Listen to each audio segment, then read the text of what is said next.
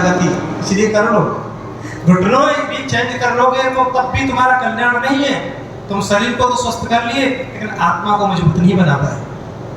आत्मा जब तक मजबूत नहीं होगी तब तक हम भजन नहीं कर सकते। आत्मा किससे मजबूत होगी? भगवान के भजन से। इसका भजन, इसका भोजन ही भगवान का भजन है। इसलिए भजन करो ताकि आत्मा मजबूत बने।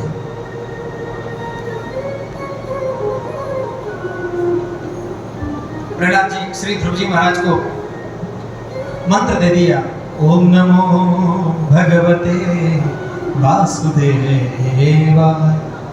बड़ा सुंदर सा मंत्र प्रदान कर दिया। अब तो ध्रुव जी कुछ नहीं देख रहे हैं, भगवान का भजन किए जा रहे हैं।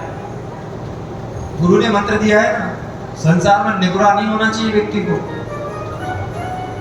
जब तक धन्ना जाट ने किसी से दीक्षा नहीं दी तब तक भगवान ने स्पर्श नहीं किया। सामने प्रकट तो हो गए, दर्शन तो दे दिया, लेकिन स्पर्श नहीं किया अपना। क्यों? बोले तुम निग्रह हो, गुरु नहीं बनाया तुमने।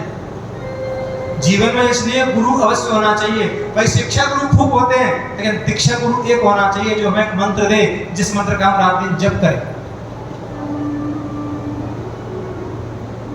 गुरु बिन भवानिधि तरहि न कोई, जो बिरंची शंकर समो।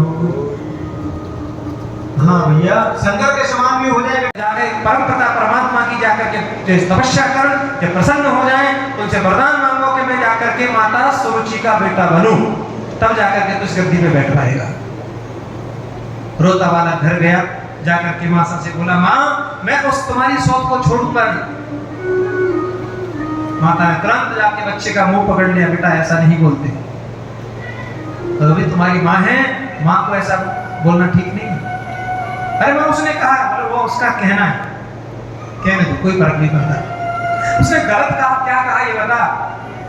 उसने यही तो कहा था कि दुर्भागा, तो मैं दुर्भागा ही तो हूं। यदि मैं भाग्यवान होती तो महलों में होती। बेटा उसने कुछ गलत नहीं कहा, भगवान का भजन करने के लिए कहा है, जाओ बेटा भजन करो, वन में जाओ। माता से ठाकुर जी के लिए पूछा, कहाँ मिलेंगे? बोले चले जाओ, वन में मिलेंगे ठाकुर जी।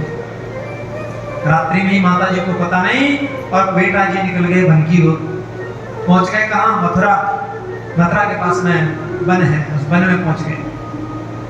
वन में जाकर के भगवान की प्रार्थना करना चाह रहे थे, लेकिन पता कुछ है नहीं कैसे भगवान की भक्ति की जाए, कैसे मंत्र जपा जाए। तो जब किसी को आगे बढ़ने के लिए यदि जब व्यक्ति चलता है ना, तो भगवान उसकी व्यवस्था करते हैं। नारद जी को भेज दिया, अरे पुत्र क्या नाम है? जो देखा नारद जी को तो तुरंत लंबी साइटान करी, बोले पेड़ी सीढ़ी इसकी ठीक है, प्रथम सिद्धि ठीक है, प्रणाम करता है बालक। पूछा बेटा क्या नाम है? बोले उत्तानपाद का पुत्र ध्रुव आपके चरणों में नमस्कार करता है। ओहो, उत्तानपाद के बेटे हो? हाँ महाराज। क्यों आए हो? बोले भगवान को प्रकट करने के लिए हेतु। भगवान को प्रकट करना तुम जानते हो भगवान कब में मिलते हैं? हाँ महाराज, मेरी माँ ने कहा है वन में भगवान मिलते हैं तो मिलते हैं। माँ ने कहा,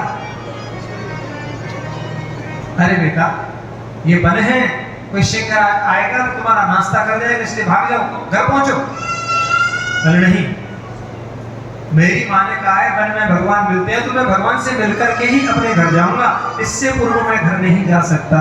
ना कौन कराता है? माँ अपनी गोद में बिठाती है, फिर भोजन कराती है। यहाँ कौन कराएगा? तो तुरंत बोल पड़े कि जब दांत नहीं तब दूध दियो, अब दांत दिए कछुओर भी देवो।